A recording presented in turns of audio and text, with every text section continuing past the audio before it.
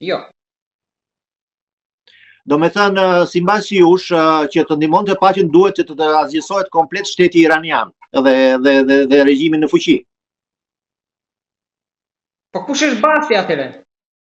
Atëre shikoni, mendoj unë tash, unë flas domethënë me atë pikpamjen time, duke parë dhe realitetin se si reagojnë mediat këtu dhe Kremlini zyrtar, sigurisht. Duke konsideruar këtë gjë një realitet që na pëlqen, s'na pëlqen është tjetër gjë, por që është një realitet.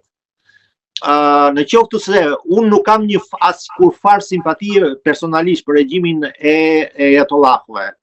Një respekt maksimal për popullin iranian, për një popull të shumë votër dhe krenar dhe të virtytshëm. Një shtet që Persia ka qenë një shtet shumë i rëndësishëm në historinë e njerëzimit, një perandori e shquar, një civilizim i madh dhe është gabim i madh kur transmetohet për shembull lufta perso-greke si luftë e lindjes me Perëndimin, nuk është ka qenë thjesht një përleshje e dy qytetërimeve, por jo të lindjes me Perëndimin. Dhe atëherë në atë kohë nuk ka pasur musliman dhe katolik edhe të krishterë. Pra, edhe bile sa leka i madh shkatroi Perseopolisin, që është një nga kryeveprat e civilizimit botëror, le të themi kështu. Prandaj, nga ana tjetër, kush janë barbarë dhe kush nuk janë barbarë është një pyetje e hapur gjithmonë. Pra, po të sikur të ndodhte gjithsesi një zhvendosje, le themi një goditje e regjimit Ajatollahëve në Iran dhe të fitonte për shembull opozita.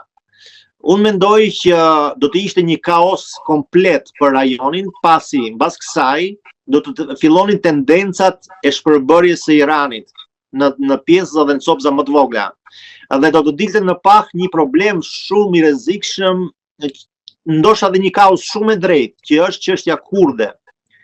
Kur ne le të kujtojmë që kurdët e Sirisë tashmë jetojnë në mënyrë pothuajse të pavarur nga shteti, në Irak po nuk ka shtet fare, të fillonin dhe këta kurdët e Iranit, dhe problemi kur do vinte tek Turqia e Erdoganit. Edhe do të kalonte efekti domino i luftrave të pafundme në rajon, që edhe kështu është fuqi baruti, dhe do të ndërlikonte akoma më keq situatën në rajon. E përsëris edhe një herë, nuk jam absolutisht fanat i Ajatollahëve.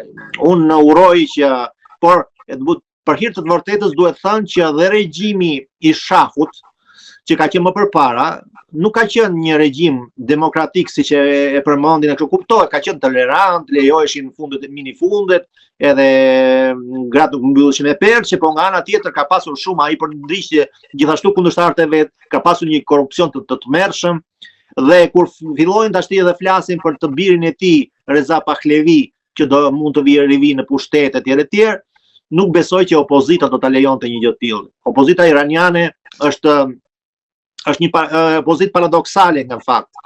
Ajo gëzohet sa herë që Izraeli bombardon vendin e tyre. Nga njëra anë mund t'i kuptosh sepse në çfarë gjendje mund t'i ketë sjell ky regjim i Iranit, derisa ata janë në gjendje të brohorasin armikun e tyre për të përmbysur regjimin në fuqi. Është e kuptueshme. Po të kujtojmë kohën e Enver Hoxhës, për ata që e kanë vuajtur atë kohë, për ata është e kuptueshme një gjë e tillë. Prandaj, ky është një fakt. Por nga ana tjetër, presidenti Trump deklaroi që Shtetet e Bashkuara të Amerikës nuk kanë qëllim ndërimin e pushtetit në Iran.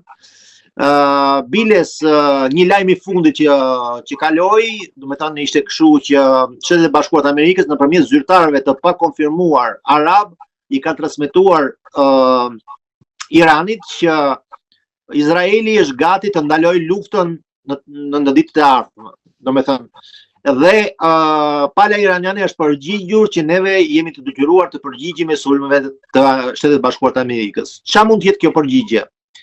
Përveç domethënë forcave të zyrtare, domethënë forcave ushtarake që disponon Irani akoma, që janë në një fuqi të konsiderueshme, mendoj që do të futen në veprim edhe forcat pro-iraniane, proxy që janë në vendet e tjera të rajonit, në Irak, në Siri, në Liban, dhe biles lajmi i fundit ishte që edhe një lajm tjetër i fundit ishte që është sulmuar tashmë një bazë amerikane në Siri. Edhe kuptohet që mund të bëjnë paralele kush mund ta ketë organizuar. Nga ana tjetër janë ajo milicia Houthi në Yemen, që mund të krijonte shumë probleme siç ka krijuar në të kaluarën, edhe mund të armatimi i Houthi më keq akoma mund të ishte një hakmarrje indirekte, po një hakmarrje goxha e madhe ndaj aeroplan mbajtësve, ndaj anive të ndryshme, qoftë jo vetëm të Shtetet Bashkuara të Amerikës, por thonë edhe të Francës, të Britanisë së Madhe dhe Gjermanisë.